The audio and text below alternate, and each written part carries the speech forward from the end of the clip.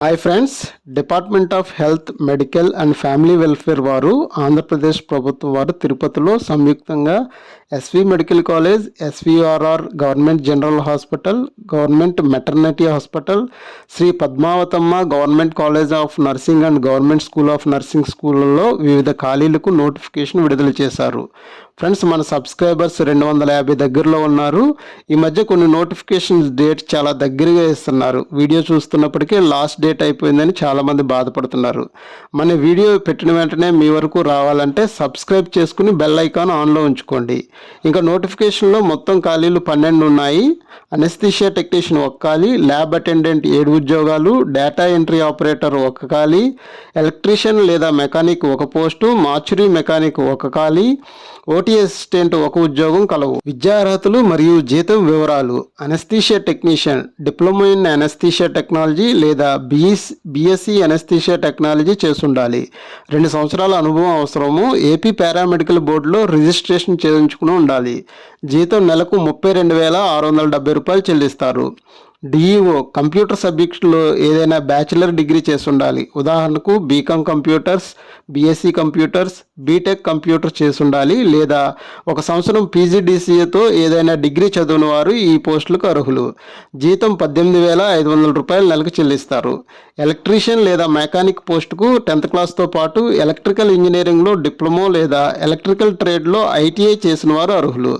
జీతం నెలకు 18,500 రూపాయలు చెల్లిస్తారు.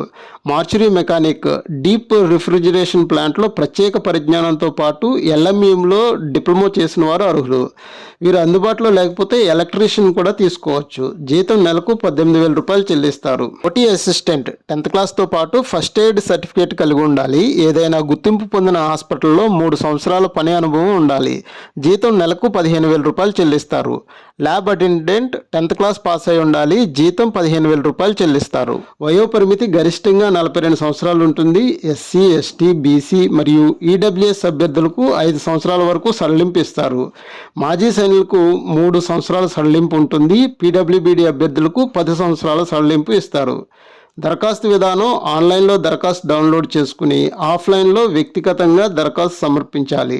దరఖాస్తు ఫీజు జనరల్ అభ్యర్థులకు 300 రూపాయలు చెల్లించాలి. ఎస్సీ, ఎస్టీ, బీసీ మరియు పీడబ్ల్యూ అభ్యర్థులకు ఫీజు మినహాయింపు కలదు. దరఖాస్తు చివరి తేదీ మే 10, 2025 సాయంత్రం 5 గంటలతో ముగుస్తుంది. ఎంపిక విధానం: 100 మార్కుల్లో అర్హత పరీక్ష మార్కులు 75% గాను 10 మార్కులు పోస్ట్ క్వాలిఫికేషన్కి ఇస్తారు. 15% మార్కులు కాంట్రాక్ట్ అవుట్సోర్సింగ్ కోవిడ్-19లో సేవలు చేసిన వారికి వెయిటేజ్గా 15% మార్కులు ఇస్తారు. ఈ నోటిఫికేషన్ యొక్క పూర్తి వివరాలు పీడిఎఫ్తో సహా తెలుగులో మా టెలిగ్రామ్ ఛానల్లో కలవు. టెలిగ్రామ్ ఛానల్లో ఈ నోటిఫికేషన్తో పాటు అనేక ఉద్యోగాల యొక్క సమాచారం అందుబాటులో ఉంది. టెలిగ్రామ్ ఛానల్ యొక్క లింక్ యూట్యూబ్ ఛానల్ డిస్క్రిప్షన్లో ఉంది.